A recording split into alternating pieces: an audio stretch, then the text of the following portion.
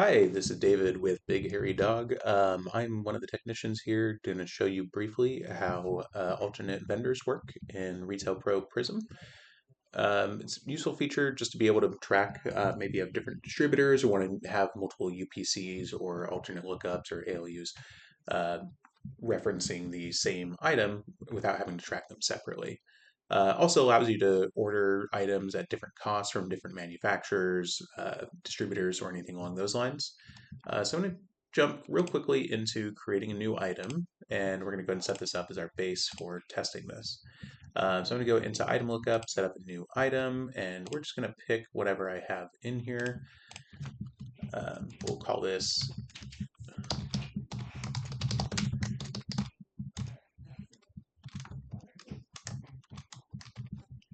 Multi Vendor Test 2. Why not?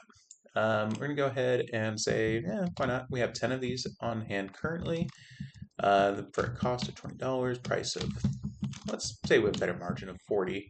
So what I'm going to do is I'm going to set up a UPC and an ALU for these. Although actually, I believe I have them system generated right now, so I'll just go ahead and let the system create those for me. Confirm my reason codes, and yes, so we have a ALU that is created here. I'm going to go ahead and make note of that, and just so we can order from it later. And here's where the alternate lookup stuff is. Under purchasing, if you scroll down at the bottom here, if I go into edit, I should be able to add a new alternate lookup.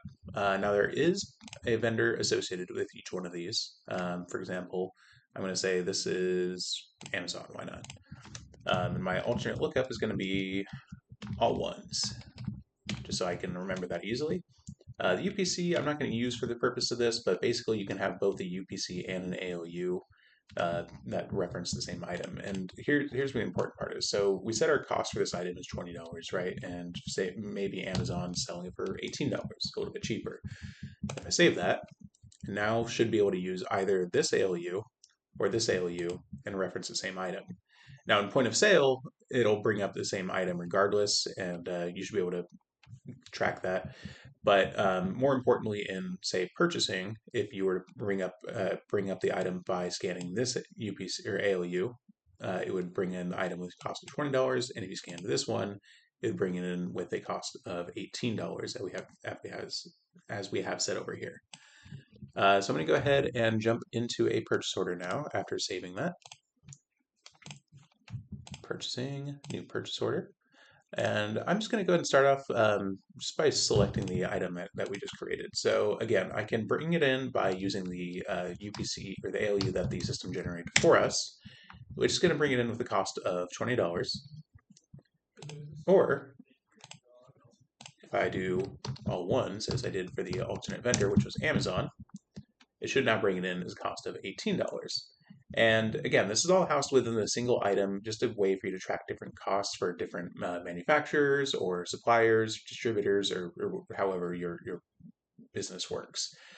So I'm going to go ahead and save this, and we'll go ahead and proceed from there. Now I can go ahead and receive against this, and it'll bring in the cost and everything as it does normally.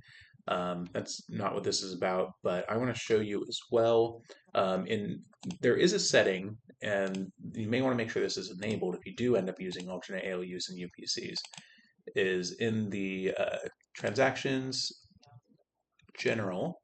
There should be a setting to search for alternate vendor UPC and ALU, which is leveraging those alternate UPCs and ALUs that you set up for the item and to be able to be scanned into point of sale. So whether you're scanning maybe your pet store and you have like different cans of cat food, and each one, and you don't really care like what flavor they are, but they all have different barcodes. So you might want to set those up as different, even though it's multi-vendor. You don't necessarily need to change it for it could still be the same vendor, but you can scan each one of those into the multi ALU and have it available to ring up as just generic can of cat food, regardless whether it's chicken, tuna, salmon, whatever. So now if we go into point of sale and start a new transaction, again, just to demonstrate, I should be able to either search for that item by the ALU I created using the alternate one, which of course it came in. And if I remember this correctly, it was 100062, should also bring in that same item.